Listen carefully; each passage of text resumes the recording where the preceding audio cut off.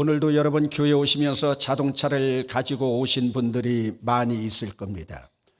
자동차는 우리에게 편리함을 주는 문명의 이기이지만 또 한편으로 자동차는 살인 도구이기도 합니다. 어찌 보면 자동차를 운전하는 사람은 살인 도구를 끌고 다니는 것과 다름이 없습니다. 여러분, 도로상에서 내가 아무리 운전을 잘해도 상대방의 실수로 생명의 치명타를 입는다는 것은 얼마나 억울한 일인지 모릅니다. 그 중에서도 혈중 알코올 농도가 면허 취소 이상의 만취 상태에서 운전한 사람에게 당하는 사고, 얼마나 억울합니까? 얼마 전에 유명 여배우의 남편이 만취한 상태에서 운전을 하다가 앞길이 창창한 33살과 20살의 젊은 제자를 죽인 사고는 보는 이들을 얼마나 안타깝게 하는데, 그 사망자의 부모들의 가슴은 어떻겠습니까? 한국에서 미국으로 이민가 살다가 음주 사고로 인한 교통사고 때문에 입건된 교회 집사를 알고 있었습니다. 한국의 입장에서 보면 대단한 사고는 아닌데 음주 교통사고라고 하는 이유로 벌금을 물고 운전 재교육을 받고 사회봉사명령 100시간을 받았는데, 여러분 어디서 사회봉사했는지 압니까? 교통사고로만 죽어서 피투성이로 실려오는 영안실에서 100시간을 봉사하고 그 후에는 음주운전을 절대로 하지 않았다는 이야기를 들었습니다. 미국에서 생활할 때 교민들이 들려준 이야기입니다. 가벼운 접촉사고라 하더라도 교통사고가 나면 상대방에게 먼저 동방지 예의지국의 예의 바른 오늘 우리들 I am sorry, 미안하다고 말하는데 I am sorry라고 하는 말을 절대로 하지 말래요. 나중에는 그 말의 빌미가 되어서 네가 먼저 실수를 인정하고 미안하다고 말하지 않았느냐, 재판에서 불리한 증언이 될 수 있답니다. 오늘 우리나라에서는 어떻습니까? 일반적인 통설로 교통사고가 나면 목소리 큰 사람이 이긴다는 말이 있습니다. 무슨 뜻입니까? 내 실수로 교통사고를 냈다고 해도 주먹이 먼저이니 큰 소리부터 쳐서 상대의 길을 꺾어야 된다는 의미가 아니겠습니까? 이런 일에 길들여진 사람은 교통사고가 나면 제일 먼저 목덜미부터 잡고 그리고 문 열고 나오면서 큰 소리로 응수합니다. 여러분 그래 본 적 없습니까? 그러다가 나와가지고 여자 운전자일 경우에는 목소리가 더 커지고 무시하는 경향도 종종 있습니다. 여러분 그렇다면 오늘 우리 실생활 속에서 목소리가 커야 이긴다고 하는 의미가 무엇입니까? 물론 혼자 있을 때에는 목소리가 클 필요가 없습니다. 목소리를 높인다고 하는 것은 두 사람 이상일 경우입니다. 그러면 여러분 두 사람이 모이는 가장 작은 공동체가 뭡니까? 부부입니다. 부부 사이입니다. 여러분은 부부 사이에서 누구 목소리가 더 큽니까? 그런데 여러분, 목소리 큰 사람의 그 목소리 큰 것이 죽을 때까지 지속되던가요? 아니죠. 젊은 시절에 목소리 컸던 남자들 늙어가는 모습을 바라보세요. 그러면 여러분 목소리가 더 크다고 하는 의미는 무엇입니까? 인간은 두 사람만 모여도 헤게모니, 즉 주도권 싸움을 하게 됩니다. 여러분 결혼하기 전에도 사랑으로 결혼하는 자녀들에게 신혼 초부터 주도권 잡는 방법을 가르치는 부모들이 있답니다. 여러분, 오늘 여러분은 지금 누가 부부 사이에 주도권을 가지고 있습니까? 여러분 오늘 설교하는 여러분 남편은 누가 주도권을 가지고 있을 것 같습니까? 여러분이 생각하는 것 반대입니다. 여러분 두 사람이 모이는 곳에서도 주도권 쟁탈전이 치열하다면 예수님 12 제자들의 모습은 어찌했겠습니까? 9명의 제자들이 지금 간질병을 앓고 있는 아이를 고치지 못해서 쩔쩔매면서 체면이 바닥에 떨어졌을 때 다른 세 제자들은 어디 갔었습니까? 알고 보니 예수님과 함께 변화산에 다녀왔답니다. 여러분, 9명의 제자들이 얼마나 소외감을 느끼고 얼마나 배신감을 느꼈겠습니까? 예수님께서 함께 갔던 그 제자들, 예수님이 변화산에서 내려올 때 예수님의 제자들에게 심심당부하였습니다. 인자가 죽은 자 가운데서 살아나기 전에는 우리가 본 것을 아무에게도 말하지 말라고요. 여러분, 그러면 성미 급했던 베드로가 그대로 있었겠습니까? 가만히 있을 수 있습니다. 그런데 자기 동생인, 자기를 예수께로 먼저 인도한 자기 동생 안드레에게까지 비밀로 했을까요? 여러분, 물론 비밀로 했을 수도 있습니다. 그러나 그들이 비밀로 했다고 해도 예수님은 3명의 애 제자를 생각하고 있었습니다. 그러면 여러분, 예수님은 요한과 야고보의 형제는 함께 데리고 다니면서 왜 베드로도 안드레와 함께 형제인데 안드레는 빼놓고 베드로만 데리고 가셨을까요? 예수님도 3이라고 하는 숫자를 좋아하고 우리처럼 4라고 하는 숫자는 좋아하지 않기 때문일까요? 여러분, 이런 상황 가운데서 요한과 야고보의 어머니는 예수께 와서 로비까지 하고 다녀갔습니다. 예수님 외가 쪽으로 친척이 되고 있는 그 어머니, 자식들의 앞길을 위해서 자기 형제들 좀 예루살렘에 가면 잘 봐달라고 로비까지 했습니다. 여러분, 그러면 나머지 다른 제자들이 그 어머니의 치맛바람을 보면서 무슨 생각을 했겠습니까? 그런데 그 형제들 둘 다를 데리고 예수님의 변화산을 다녀오셨으니 여러분, 지금 이 제자들이 서로 다투면서 시기와 질투심이 유발되고 있는 이런 상황입니다. 이 상황을 간파하신 예수님이 물으십니다. 너희가 길에서 토론한 것이 무엇이냐? 여러분, 마가복음에는 이렇게 기록하고 있습니다. 그들이 잠잠하니 이는 길에서 서로 누가 크냐고 쟁론하였습니다. 여러분, 예수님은 좋은 의미로 토론이라고 하는 단어를 썼는데 성경 기자인 마가는 쟁론이라고 하는 단어로 그들의 행위를 비하해서 기록하고 있습니다. 이런 상황 가운데에서 예수님이 지금 본문의 그림으로 그 제자들을 가르치고 있는 모습입니다. 여러분, 오늘 우리는 교회 생활을 하면서 우리 교회 공동체에서 누가 큰 자라고 여러분들은 생각하십니까? 그리고 여러분들은 누가 우리 교회의 큰 자가 되어야 한다고 생각하십니까?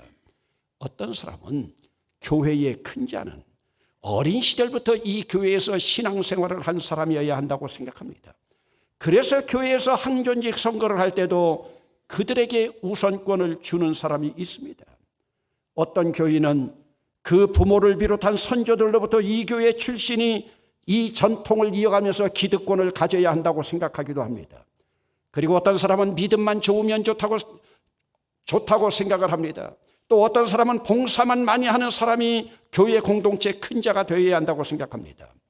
그러면 여러분, 직장 생활 때문에 부득이 교회를 옮겨 다니던 떠돌이와 같은 사람들은 교회의 큰 자가 될 수 없습니까? 여러분, 지금 우리 교회는 누가 주도권을 가지고 있습니까? 그러면 여러분, 이 땅에서 주도권을 가지고 있는 그 사람들이 천국에서도 그 주도권을 누리게 될까요?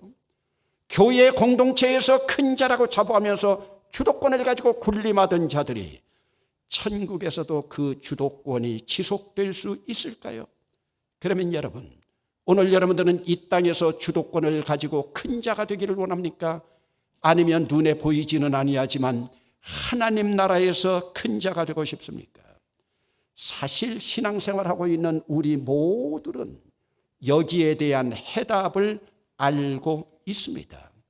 그럼에도 불구하고 이 해답대로 살아간다고 하는 일이 결코 쉬운 일이 아닙니다. 여기에 대한 해답을 우리 주님이 제시하고 있습니다. 우리 12 제자들 가운데서 누가 크냐? 예수님의 제자인 우리 중에서 누가 우두머리냐? 그 쟁론하던 그 제자들의 토론이 이제는 전입가경이 됩니다. 제자들의 쟁론이 점점 커지기 시작하더니 급기야는 천국에서는 누가 큰 자인가라는 주제로 토론이 벌어졌습니다. 제자들 나름으로는 그래도 예수님으로부터 제자로 처음 부름받은 사람이 우두머리가 되어야 된다고 생각하는 사람이 있습니다. 그가 누굽니까? 안드레입니다. 아니다, 예수님이 변화산에 데리고 간 제자의 순서대로다. 그렇다면 누굽니까? 베드로입니다. 아니다, 그래도 예수님의 제자들 가운데 제일 먼저 순교할 사람이 큰 자가 되어야 된다. 그렇다면 여러분 누굽니까? 야고보입니다. 해답을 찾지 못한 제자들이 쟁론을 벌이다가 급기야는 예수님께로 향합니다. 제자들이 귀를 쫑긋 세우고 예수님께 묻습니다. 본문에는 기록되지 않았지만 분명히 예수님의 교육 방법이라면 예수님은 제자들에게 다시 물으셨을 겁니다. 그러면 너희들은 천국에서 누가 큰 자라고 생각하느냐? 제자들의 의견이 있었습니다. 제자들의 의견을 다 들으셨습니다. 그리고 예수님이 말씀하십니다. 여러분, 우리 주님의 교육 방법 중에서 가장 좋은 교육 방법이 무슨 교육 방법인 줄 압니까? 그것이 바로 이미지 교육 방법입니다. 우리 주님은 이미지 교육을 위해서 한 어린아이를 12 제자들 가운데 세우셨습니다. 그리고 이 이미지 교육을 위해서 제자들에게 천국에서 큰 자를 생각할 때마다 어린아이들을 떠올리도록 주님께서는 지금 은근히 그들을 가르치고 있습니다. 그리고 말씀하십니다. 너희가 돌이켜 어린아이들과 같이 되지 아니하면 결단코 천국에 들어가지 못하리라. 여러분 한번 따라합시다. 돌이켜. 다시 한번 따라합시다. 돌이켜. 너희가 돌이켜 어린아이들과 같이 되지 않으면 결단코 천국의 큰 자가 되지 못하리라. 이 말씀은 지금까지 우리가 살아온 인생의 삶을 되돌려서 다시 돌이켜서 어린아이들과 같이 되라는 말씀입니다. 여러분, 그러면 우리가 어린아이가 될 수 있습니까? 그러면 이때 또 성경에서 생각나는 인물이 있습니다. 영생의 문제로 번뇌를 거듭하다가 밤에 예수님을 찾아왔던 바리새인 니고데모입니다. 그는 예수님께 물었습니다. 내가 이만큼 늙었는데 어떻게 다시 모태로 들어갈 수 있나이까? 이 질문은 내가 어떻게 어린아이로 다시 태어날 수 있느냐는 질문과 같습니다. 예수님의 대답입니다. 사람이 물과 영으로 나지 아니하면 하나님 나라에 들어갈 수 없느니라. 여러분, 오늘 여기에서 오늘 우리는 하나님 나라에 들어가는 자와 하나님 나라인 천국에서 큰 자를 함께 다룰 수가 있습니다. 하나님 나라에 들어가든지 하나님 나라인 천국에서 큰 자가 되기 위한 공통점이 있습니다. 그 길이 무엇입니까? 어린아이가 되는 길입니다. 그러면 여러분, 바리새인 니고데모가 질문한 것 같이 어떻게 어린아이가 될 수 있습니까? 오늘 여러분들은 어린아이가 되는 방법을 알고 있습니까? 예수님의 이 대답은 우리 인간의 육신적인 문제의 대답이 아니라 영적 문제의 대답입니다. 육적으로는 우리가 작아져서 어린아이로 돌아갈 수 없지만 영적으로는 돌아갈 수 있음을 말씀하고 있습니다. 그러면 여러분, 영적으로 어떻게 돌아갈 수 있습니까? 영적으로 돌아갈 수 있는 방법은 한 가지입니다. 내가 다시 태어나는 겁니다. 여러분, 그러면 어떻게 다시 태어날 수 있습니까? 그 방법도 한 가지입니다. 내가 죽는 것입니다. 죽지 않으면 태어날 수 없습니다. 죽었다가 다시 태어나야 됩니다. 여러분, 오늘 우리는 내 영이 죽었다가 다시 한번 태어났습니까? 어머니에게서 태어나 부모를 닮은 모습대로 살아온 우리의 본능적인 삶을 죽이고 천진난만했던 어린아이의 본성으로 다시 나면 됩니다. 이렇게 태어나는 것이 예수님의 본성입니다. 부모님의 DNA의 피가 흐르는 내 육체에 예수님의 DNA의 피로 바꿔 넣으면 됩니다. 그러면 본능대로 살아오던 우리 자연인인 나는 죽고 예수의 보혈로 다시 태어난 내가 될 수 있습니다. 여러분, 예수 믿고 내가 죽지 않으면 영생이라고 하는 건 나의 것 아닙니다. 구원받아서 예수님의 피로 수혈을 받은 자들은 언제나 인생이 천국이 됩니다. 오늘 우리 인생이 하나님 나라가 될 수 있습니다. 왜 그렇습니까? 어린아이처럼 예수님의 피로 수혈이 되면 이 땅을 살지만 예수님처럼 영생을 살 수가 있고 이 땅이 하나님 나라로 보이기 때문입니다. 여러분, 세상에서의 헤게모니요 다 헛된 일입니다. 교회에서의 주도권이요 누구를 위한 주도권입니까?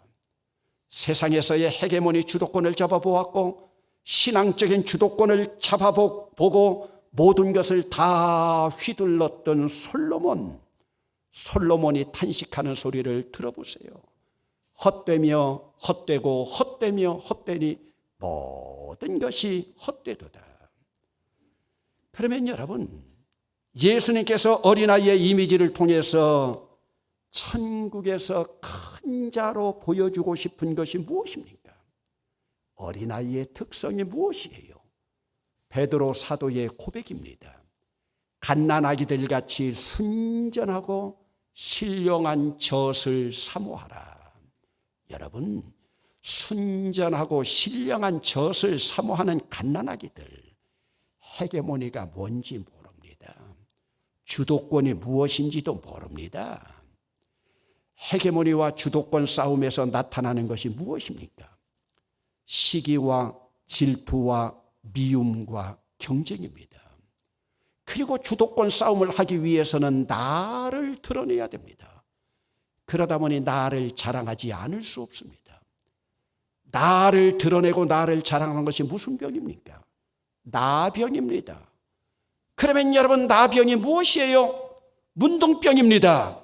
내 살이 썩어 들어가는 것도 모르고 내 살점들이 썩을 대로 썩어가지고 떨어져 나가는 것도 모르고.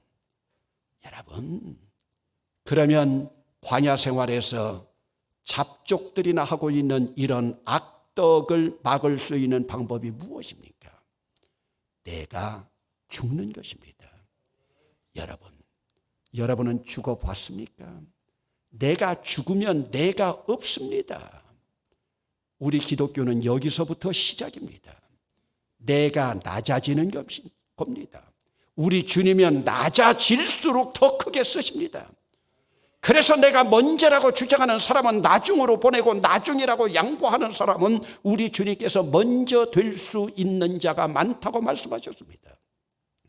예수님이 천국 보좌를 버리시고 이 땅의 종의 형체로 성육하셨을 때, 예수님이 자기를 낮추시고 죽기까지 복종하셨을 때, 그리고 예수님이 십자가에서 죽으셨을 때 하나님께서 결국 그를 지극히 높여 모든 이름 위에 뛰어나게 하셨습니다. 그리고 나니 모든 만물과 모든 이 땅의 사람들까지 그 앞에 무릎을 꿇게 되었습니다. 여러분, 지금 나는 나를 낮추어서 겸손의 길을 걸어가고 있습니까? 나를 낮추는 이 겸손은 성령의 열매도 아닙니다. 성령의 은사도 아닙니다. 나를 낮추어서 겸손의 길을 걸어가는 길은 그리스도인의 덕목이 아닙니다. 이것은 내가 그리스도라고 하는 징표일 뿐입니다. 무슨 징표입니까? 나는 죽었다가 다시 살아났다는 징표입니다. 내 목소리가 커집니까? 내가 주도권 잡고 있습니까? 내가 헤게모니 가지고 있습니까? 내가 죽지 않았다고 하는 징표입니다. 그러면 여러분, 나를 낮추고 겸손을 실천하는 그리스도인의 행위는 어디서 나타납니까? 그리스도인의 그 행위는 바로 예배에서 나타납니다. 나를 낮춘다고 하는 것, 겸손하다고 하는 것은 무슨 의미인 줄 압니까? 내가 피조물이라고 하는 의미입니다. 내가 피조물이라고 하는 것을 인정하는 것은 하나님만이 창조주시고 하나님만이 구원주인 것을 인정하는 것입니다. 그렇기 때문에 겸손하다, 나를 낮춘다고 하는 미덕은 예배에서부터 시작됩니다. 모든 예배, 오늘도 여러분들이 예배 드리기 위해서 오셨습니다. 여러분 예배 드리기 위해서 왜 오셨습니까? 모든 예배는 내가 죽는 훈련입니다. 오늘 우리는 예배를 드릴수록 내가 점점 더 죽어서 낮아져가고 있습니까? 예배를 드릴수록 우리 목소리가 커지면서 주도권을 더 가지게 됩니까? 사도 바울은 고백했습니다. 나는 매일 죽노라. 여러분, 예배를 통해서 내가 죽지 않으면 그 예배는 능력 있는 예배가 아닙니다. 예배를 통해서 내가 죽는, 매일 죽는 체질이 되면 오늘 우리는 이 땅이 천국 될 뿐만 아니라 이 땅에서도 천국이 된 그곳에서 큰 자가 될 수 있습니다. 여러분, 돌아오는 주일부터 시작되는 부흥회, 여러분들이 천국에서 큰 자가 될 수 있는 기회입니다. 그리고 요즘 피택자 훈련을 받는 이 훈련 받는 사람들은 내가 죽는 훈련을 통해서 이 땅을 천국으로 만들 뿐만 아니라 그 천국에서 큰 자들이 될 기회입니다. 여러분, 이 땅에서 큰 자 되기 원합니까? 천국에서 큰 자가 되기를 원합니까? 아름다운 계절에 이 땅을 천국으로 만들어가며 천국의 큰 자를 향할 수 있기를 주의 이름으로 축원합니다.